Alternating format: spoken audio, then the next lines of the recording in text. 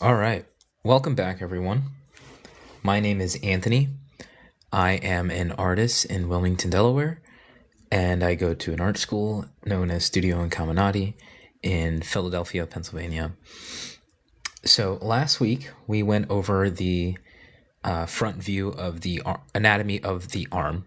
So today we're going to go over the back view. We've already gone over the side view as well.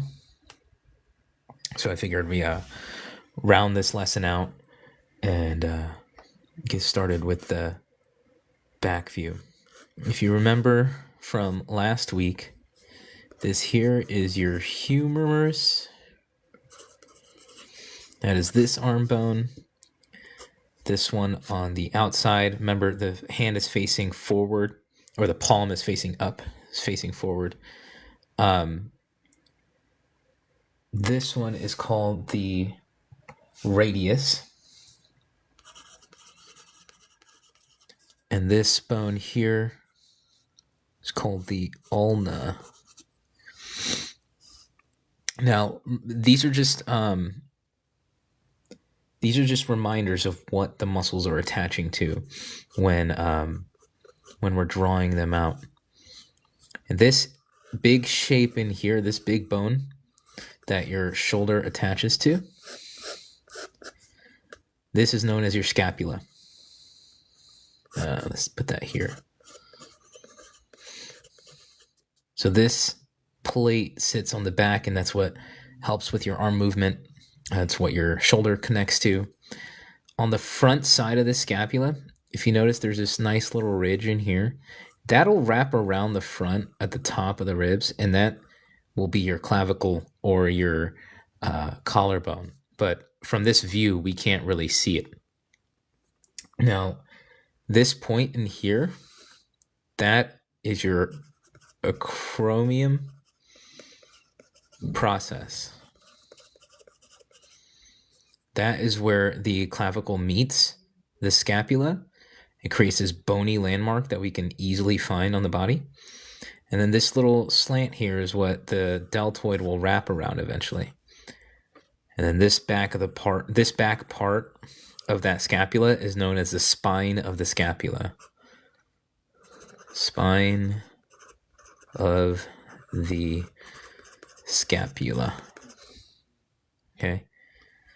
Now we are going to go over the anatomy of the arm, but we can also introduce some back anatomy as well. So we'll introduce not just the deltoid, but maybe a little bit of the trap in here and the lat that attaches over here, okay?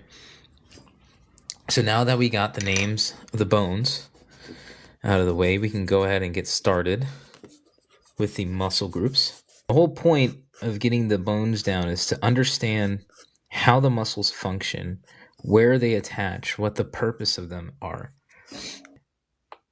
So as for this back view, to get us started, we have the deltoid, which the deltoid will attach itself to the end of the spine of the scapula. Underneath the deltoid, we have our triceps. Let's go ahead and start with that.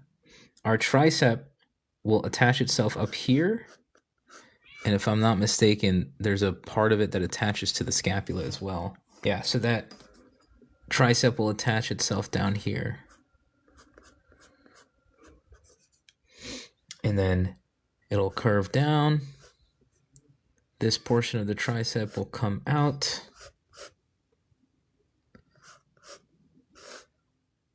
And right about the halfway point of the humerus, that's where the top portion of the tricep will end. And there's this tendon here known as the tendon of the triceps. But before we get to that, we're going to make sure that we place our triceps correctly. This will attach underneath that tendon right in here. This is known as our lateral head of the triceps. And on the other side, we have our long head, which, true to its name, is the longest portion of the triceps, because they're so integrated into this tendon, we're going to draw that tendon in there as well. And that tendon will wrap itself underneath the humerus and attach itself to the radius as well. You're going to go right here, just like that. And right underneath this bottom portion of the long head, here, let's clear that up a little bit. A little too much graphite. So we'll go ahead and put that in there. Right underneath here is the short head of, or the, excuse me, the medial head of the triceps.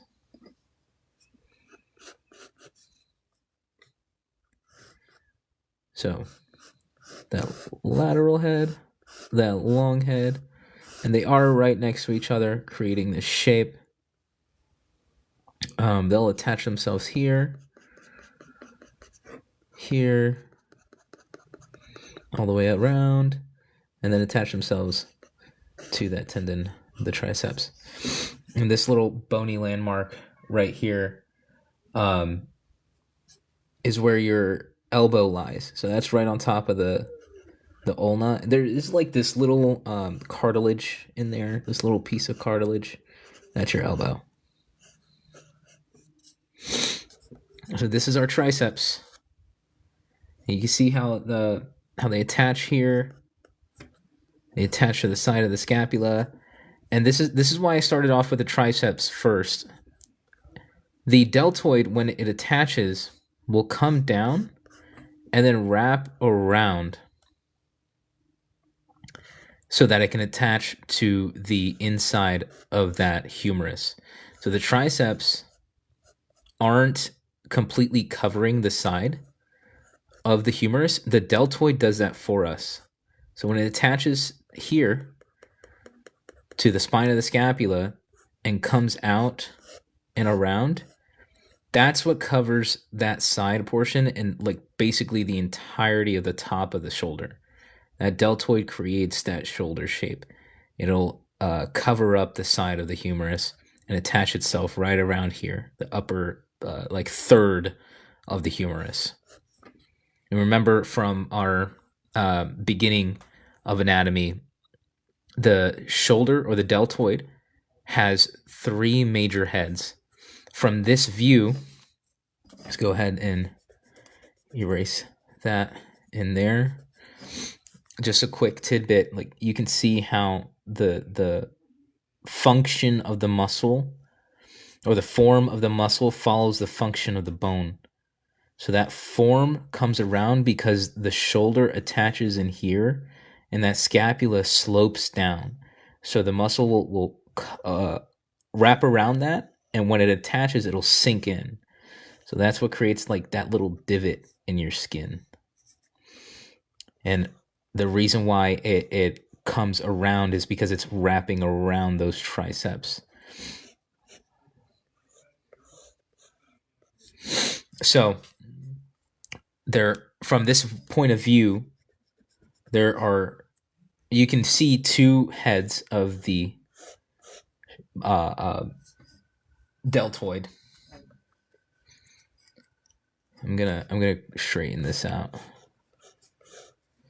You see 2 heads of the deltoid, and this is going to be the posterior head. And this is going to be the so it's not the lateral head, it's the medial head. So that center portion of the deltoid is going to be the middle, otherwise known as the medial.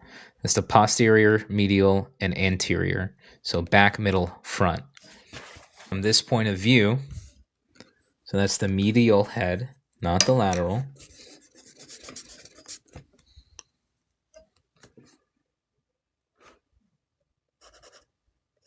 Medial head and the posterior head. So the middle and the back. And you have the triceps. This is your lateral head here.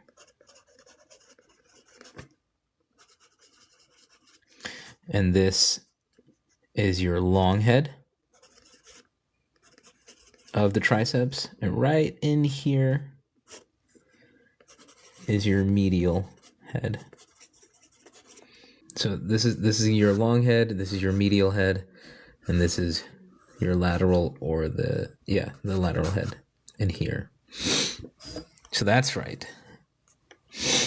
And this space in here that connects all the way down to your elbow, that is your tendon of the triceps. And this is just the back view. Remember, the front view has the biceps. It has the front view of the deltoid.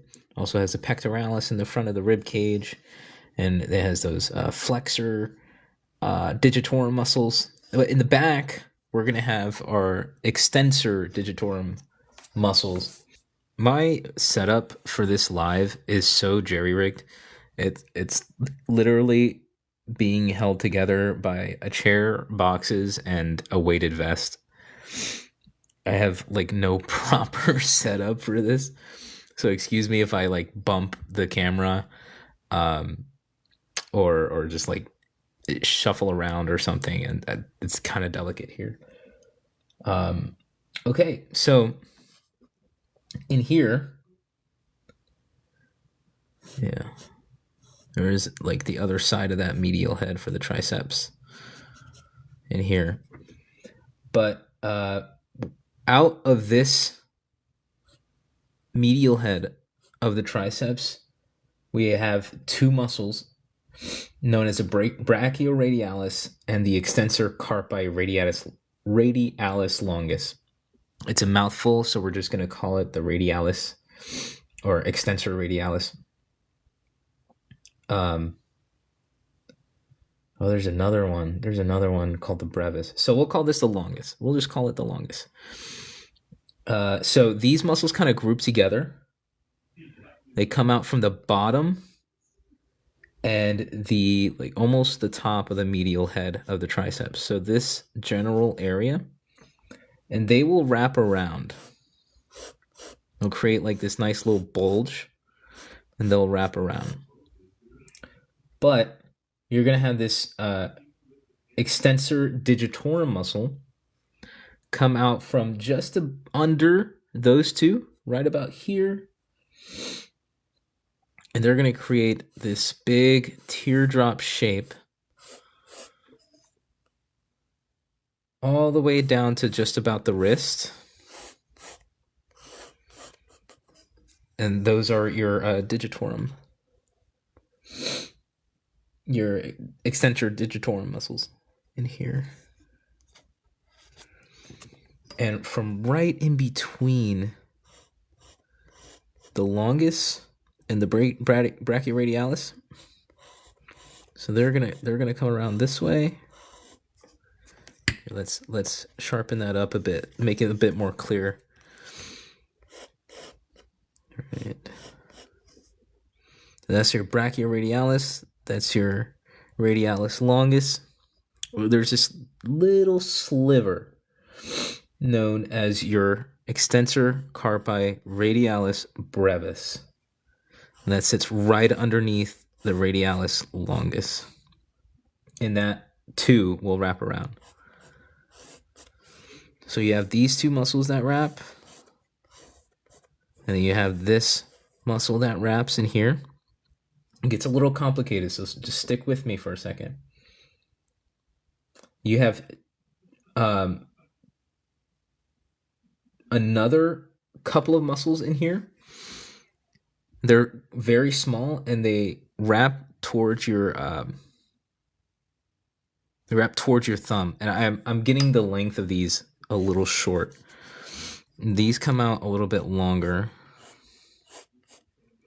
This will come out longer here. This will come out longer here. And then these two little muscles will attach themselves to the thumb in here. And the top one in this space is your abductor I'm going to say pollicis longus. And the one underneath is the extensor pollicis brevis. So we're just going to call these the pollicis muscles and group them together. And that'll attach to your thumb. So you have the brachioradialis, your radialis longus, your radialis brevis, and you have your pollicis muscles here that will attach to the thumb.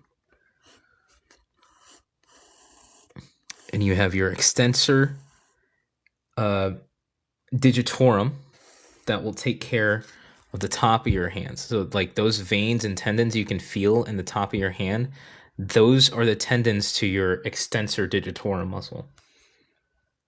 Now you have two more that come right underneath or right to the side of that extensor digitorum.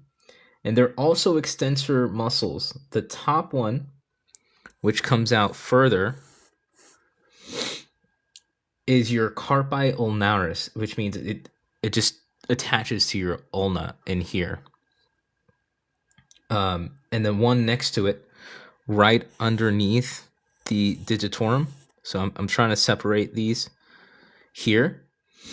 So this one here that comes in is your extensor digitorum minimi. It's the same thing as your extensor digitorum, it's just smaller, hence the minimi. But these two muscles will attach themselves to the back, or like right around here in your hand. So they come down and they'll have those tendons come out. Now the back portion, or this portion back here,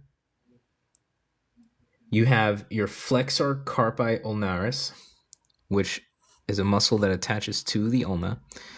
And this space in here is bone. So if you're watching, I want you to take your arm and then bend it parallel to your chest and reach over to the side right here. That's your ulna. That bone in there that leads all the way to your elbow, this is your ulna. That's what pokes out right here. So your bone isn't entirely covered in muscle. It has that nice little portion sticking out. And this flexor carpi ulnaris will attach itself all the way down. If I'm not mistaken, that one will wrap around toward the front a little bit, but it doesn't go completely.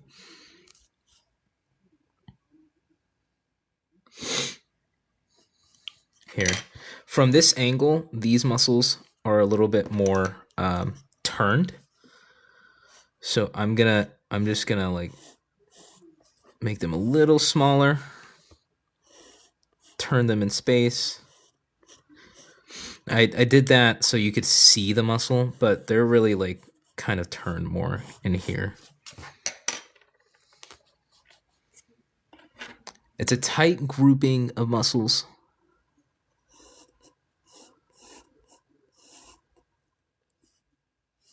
And then you have these two bad boys in here. Those are the pollicis muscles. I think it's two L's, actually. It's two L's. Pollicis. Then you have your radialis brevis, your radialis longus, and then right up here, this little sliver, your brachioradialis. In the back, right here, flexor carpi ulnaris. These two are also extensor muscles, but this one here is the carpi ulnaris. So it's the extensor carpi ulnaris, and right in between that and the extensor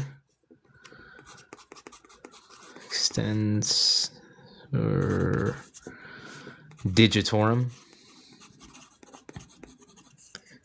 So you have your carpi ulnaris, your extensor digitorum, and right in between them, you have the extensor digitorum minimi.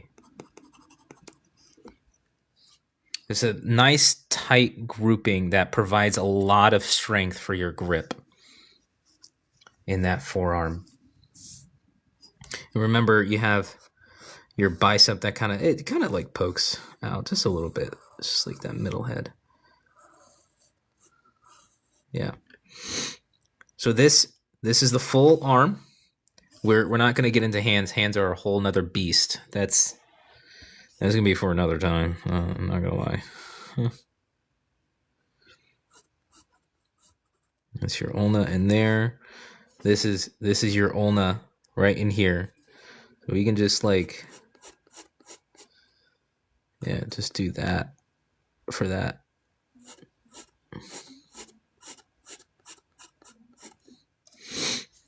And this is that cartilage that sits on top of your elbow. So I'm gonna go ahead.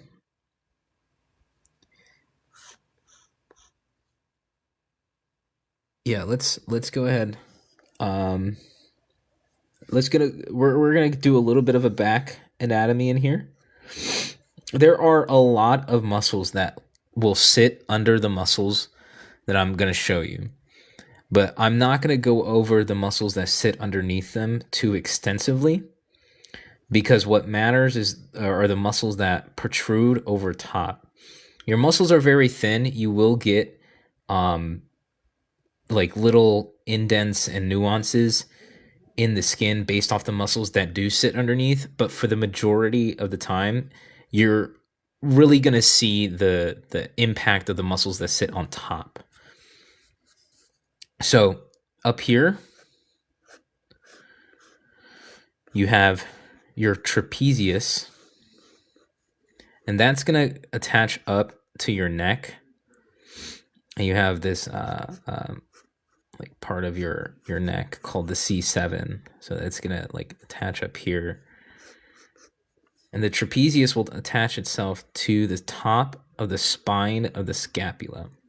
So that's right here. This little landmark in here, that's the bony landmark of the spine of the scapula, where the trap sits up top. The deltoid will attach to the bottom. And then it will attach all the way down here. Right to the middle.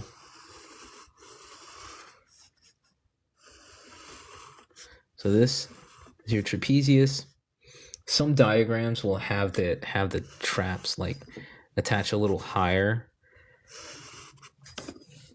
But they usually attach pretty far down on the rib cage. And then you have like a little bit of space in here before you hit the pelvis. So it's not like attaching to your ass, you know. Excuse me, your butt. It's not attaching to your butt. Or your glutes, your gluteus. It'll attach here to the C7. It'll attach all the way here to the spine. Yep. But there is a muscle that will sit over top, and that is known as your latissimus dorsi. Now, your otherwise known as your lats, right? So that latissimus, actually, I think it sits underneath, just barely underneath that trap. Here, let's reference our reference here. Let's make sure we get that right. Yeah, your traps actually sit up top.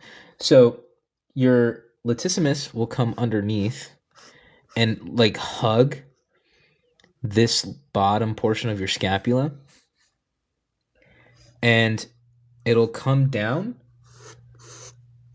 just tucking under those ribs, and then it'll attach themselves to the pieces of the pelvis. No, the pieces stands for the posterior superior iliac spine. That's what it is. I don't know why it took me forever to get that. So here, right, this is your trap,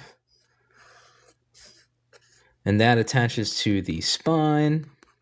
And here, your latissimus dorsi will attach itself here. There's a tendon that like goes underneath the shoulder in there, and it'll attach itself to the humerus right around here, right around where that like underneath or over top the tricep attachment. So it'll like come down this way. It'll come down this way. Now, it doesn't exactly attach completely to the spine. There are these tight-knit fibers in your muscles that create up a lot of hard space known as aponeurosis. So the lat actually stops right around here and will, here, like just about there. This space in here is all aponeurosis. It's hard, closely knit muscle fibers. And the same thing happens with the lats. There's actually this little bit of space of aponeurosis, and they have such a strong tension that an attachment to the bone that it's very hard to snap. But if it does snap, it will hurt. It's one of those things. Think of a bridge.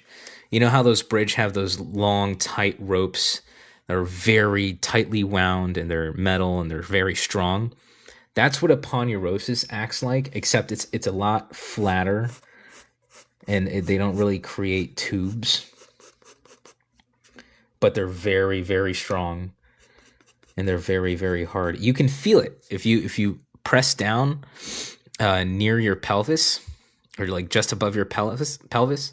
You can feel the aponeurosis on your back.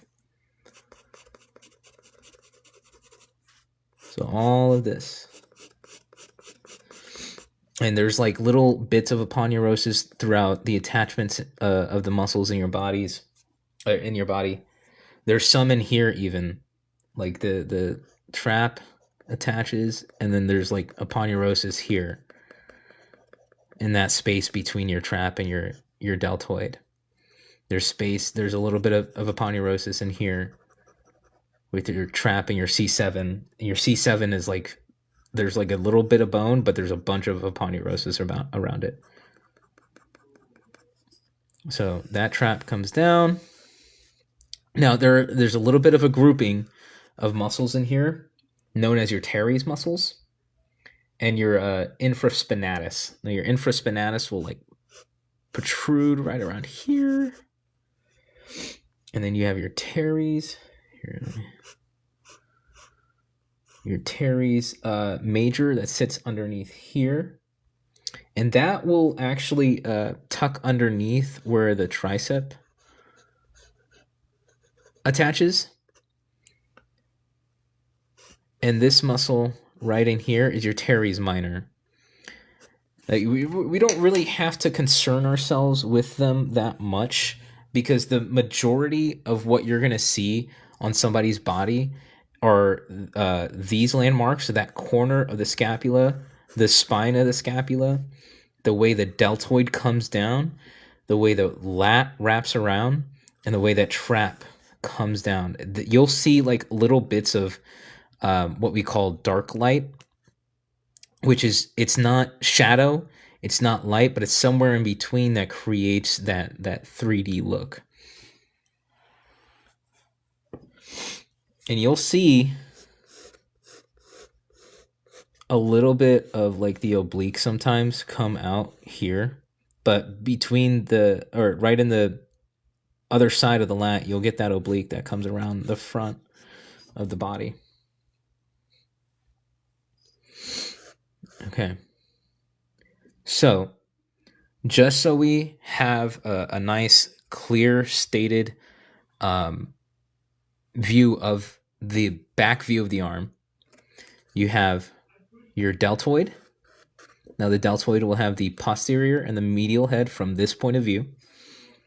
And the deltoid wraps around the triceps here, and it'll attach itself to the humerus underneath here. You have your triceps, which come out, and they get stretched like a balloon. They'll attach themselves to this tendon of the tricep, which again is a poneurosis. Tendons often are like they're pretty much the same as a poneurosis, except they're like attachments and they're a bit looser. So these are like big spaces, and tendons are like thinner and like ligaments and whatnot. So you have your long head, your lateral head, and your medial head of the tricep. That tendon of the tricep will attach itself to the ulna and the radius. The radius sits on this side. Ulna sits on this side. Your ulna protrudes and has this cartilage on top known as your elbow. Now, you have your brachioradialis and your radialis longus will attach themselves underneath the medial head of the tricep and wrap around to the front of the forearm. So it'll disappear as you go down. And then you have your radialis brevis, which sits underneath the radialis longus. And underneath the brevis, you have your pollicis muscles, which will attach themselves to the thumb. Here, this big space, this big muscle in your forearm is known as your extensor digitorum, and they control this part of your hand. You can feel those tendons attached to your fingers from the extensor digitorum. And you have underneath that your extensor digitorum minimi, which is just a smaller version of the extensor digitorum. And right next to that, you have your extensor carpi ulnaris, which will come and sit right underneath, and that'll attach to the back part of the hand, right around here, like to your pinky. And you have this space of bone, which is just your ulna, right in there. And underneath that, you have your flexor carpi ulnaris, which, if I'm not mistaken, I could be getting this wrong, so forgive me if I do, which will wrap around a little bit to the front of your hand and attach to the palm. But it creates this nice, big, rounded out shape, and your brachioradialis and your radialis longus together will create this little bulge in here. Give it a rib cage, and that's like a head up here, the neck. So, you know, you have your attachments to the shoulders, and you have your shoulder in here, your tricep that will end just about there, and then your elbow, your forearm. That's what that'll look like, just as an abbreviated statement. Your trap that comes in here. Same thing on the other side, right? You have your deltoid. It'll attach to, remember, that spine of the scapula comes here too. And usually there's like a little dark light in there to create that definition. Your tricep in here. Now, the indent of the tricep looks a little higher because the top portion of that arm is actually being covered by the deltoid. So the deltoid creates this little space. That little bit of space compared to the top and bottom of the humerus makes it look like this is shorter when you're like illustrating or when you're drawing a person. But it's like halfway down the humerus. It's like the perfect halfway point. It's a good place of measure if you're drawing. Yeah, so that's like a quarter of the way for the shoulder, halfway for the top of the tendon of the triceps, and then the bottom part of that humerus is where the elbow hits. And then you have your forearm after that. This is a quick sketch.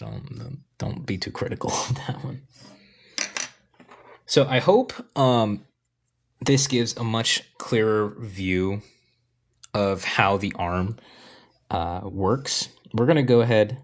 We're going to use our color pencil here, Prismacolor terracotta pencil. And we're going to just outline these muscles. Now, the muscles will be descriptive of the form. There's an old adage that I learned from DCAD before it closed down. One of my teachers at DCAD would say this thing. It was form follows function. Now, what does that mean? What the hell does that mean, right? And I didn't get it at first. But what it means is that anything that you're trying to create will have a function. What is the purpose of that creation? Now, the form of that creation will follow the purpose of it. So what it looks like, how it operates, will follow the reason why it's created. So if you need, let's say you need a pocket of storage, right? You need a space to store something, and you need to store something large. The form that's going to store that large item is going to have to be bigger than the item itself to be able to store it, right? So you have to think about how that form is going to facilitate the function of its purpose. And how does that apply to anatomy?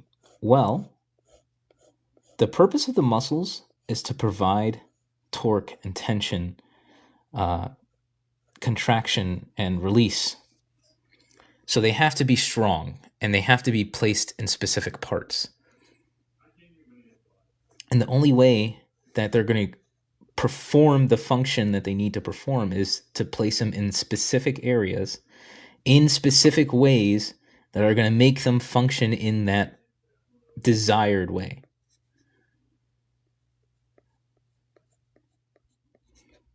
I'm still learning about the functions of these muscles.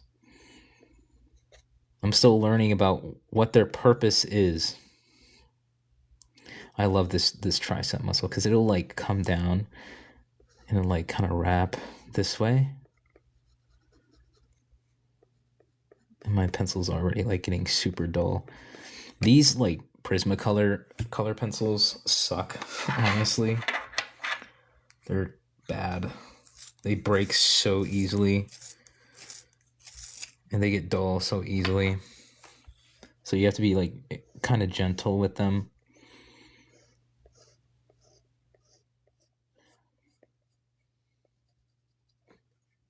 So here we go. It's the function or the form of the tricep. Now, the form of these muscles follow that specific pattern, right? There's that specified purpose for each of these muscles. And their form will create a specific form over top when the skin is laid over. And the whole purpose of, like, for me learning anatomy is to teach myself to abbreviate when I am illustrating. Illustration is really just like, how much information can I give with the littlest amount of description possible? Like, how can I abbreviate this and still be extremely descriptive? If you take a look at cartoons, what's a really great cartoon that is like highly rendered. Like anime. If you take a look at anime, they are very knowledgeable of anatomy. They know how to abbreviate the anatomy in a way that is extremely descriptive, but also doesn't require a lot of work. You know, they could just like place things here and there, and it'll be very descriptive of what's lying underneath. So the whole purpose of like me teaching myself anatomy is to be able to illustrate better. And it honestly gives me this great sense of like knowing myself better. Because I learned a lot through these anatomy studies and even teaching anatomy.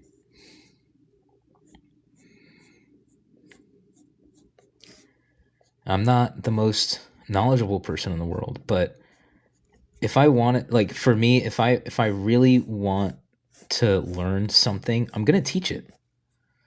I'm going to teach it. I'm going to make sure that my information is correct.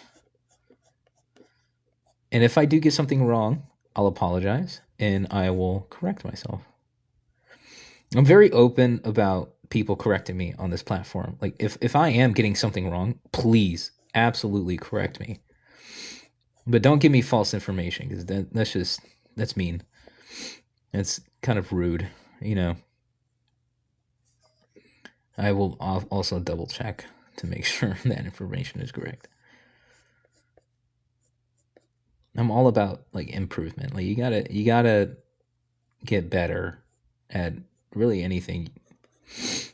You just have to be better, you know. That's the whole point. And this will help my artwork in the long run. I hope it helps yours. If you're watching this and you're like learning something out of it, like even if it's just, oh, I never knew that at one point, that's a win in my book. That's a win.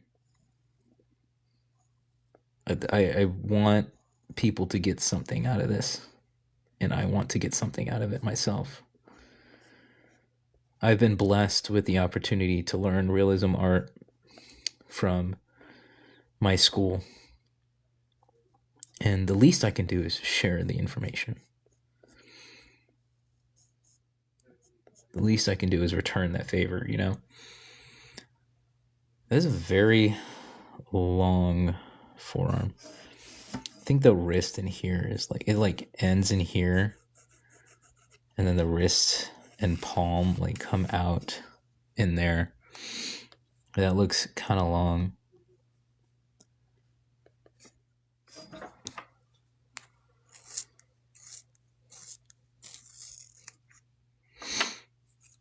So in here, you have the tricep, or excuse me, the trapezius in here.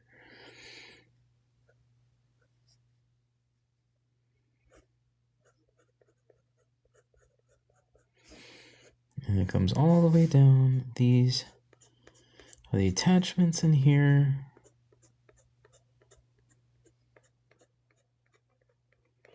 We had to do these like little diagrams in school. So this is like, it's tedious, but it's kind of meditative too. It's fun. I like it. And I get to fill my sketchbook, you know.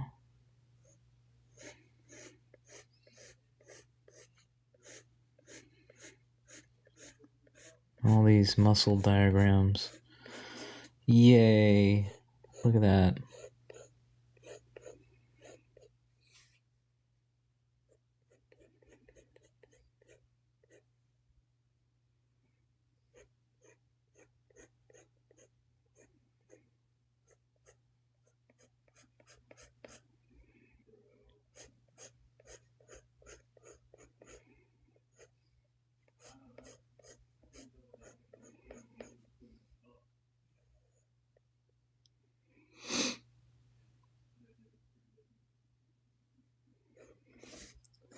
All of these in here.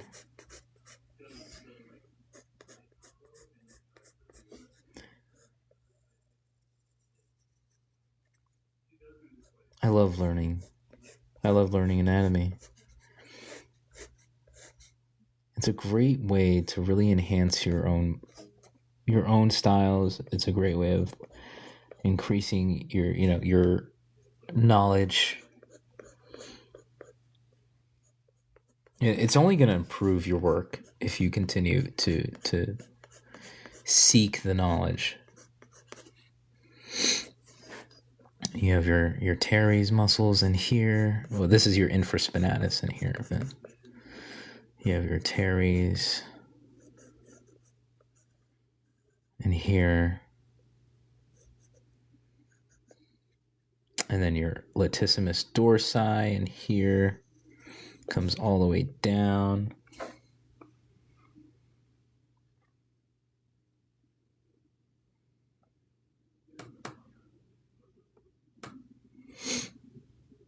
Yeah. So that'll come in here. Mm-hmm.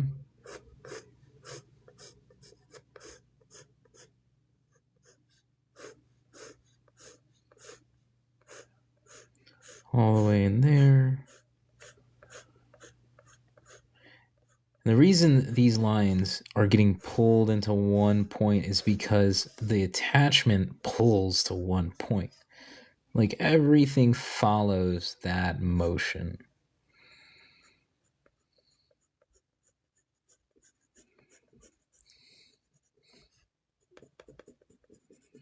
This is like the attachment point where it reaches the aponeurosis, and here all of that gets pulled in. And I will go over the torso muscles starting next week. I just wanted to get like a little bit of an intro to it. Understand like how these muscles interplay with each other.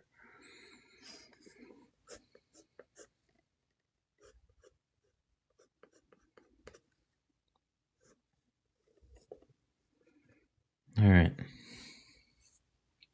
So that's going to end our lesson for today. I'm pretty happy with the way this one came out. I'm pretty excited to continue this series. If you stuck around, thank you. I appreciate you. I love you. Have a great day.